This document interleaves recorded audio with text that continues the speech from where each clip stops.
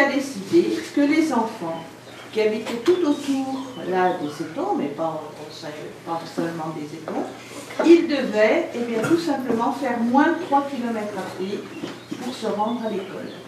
Parce qu'à l'époque, il n'y avait pas de ramassage. Ou alors les parents n'amenaient pas les enfants en voiture à l'école. Voilà. Alors, voilà, par contre, le mobilier, c'est du mobilier d'époque. Donc, autrefois, comment on se chauffait? Avec le feu. Ouais, avec le feu. Ok, avec le bois. Oui. Donc, dans les écoles, il y avait un poêle. Les enfants, ils venaient ici. Il y avait des enfants de 5 ans jusqu'à 14 ans. Alors, les enfants, ils portaient des blouses. Ils apportaient leur repas et ils le mangeaient à l'école. Là, vous avez des petits films qu'on passait, vous voyez, des petits films comme ça. Est-ce qu'il n'y a pas quelque chose qui vous intrigue dans cette salle de classe? Ah, les fusils! Voilà, je voulais pourquoi les fusils dans une classe. Il y a eu une guerre qui était la guerre de 70 et au cours de cette guerre, la France, elle a perdu l'Alsace et la Lorraine. Et donc, c'était le maître qui apprenait aux enfants, voilà, à se mettre en position et à tirer. Alors, on les appelait les bataillons scolaires. À l'époque, comment on écrivait? Avec des plumes et de l'encre. Voilà.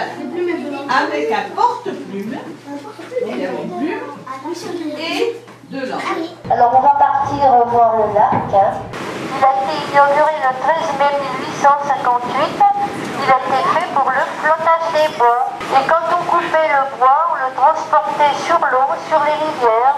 Et puis quand il n'y avait pas assez d'eau, c'était pas bien. C'est pour ça qu'on a voulu construire un barrage et puis avoir un lac. Et puis après, quand le lac est apparu, on pouvait faire le flottage des bois facilement. Le lac fait 367 hectares, 15 km de tour. Vous voyez, on apprend à faire du voilier. Ils sont sur le lac, les voiliers. Alors les sabots, ils sont faire du boulot, je vois. Vous savez, c'est l'arbre qu'à l'école. Facile à reconnaître. Alors là, la première machine, c'est une scie à ruban. Avec la scie à ruban, je vais faire les ébauches. C'est-à-dire, je dégrosser les morceaux de bois. Vous voyez, je vais leur donner une forme au carré. Pour pouvoir les mettre sur l'autre machine. Et déjà qu'ils aient une forme.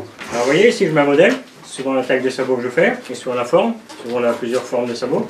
Alors j'ai un modèle par taille de sabot. Vous voyez, le modèle que j'ai mis là, c'est du 30 pour faire du 39.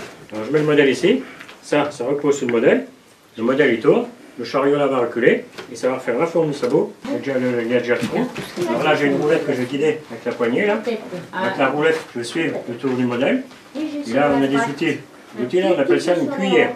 On appelle ça une cuillère. C'est ça qui va poser le sabot. Alors là, les clous, vous voyez, on les laisse en attente. Après, pour la régler, la bride suivant son pied. Parce que des fois, personne n'a la même forme de pied. C'est pour ça qu'on laisse les clous pour que ça soit bien ajusté.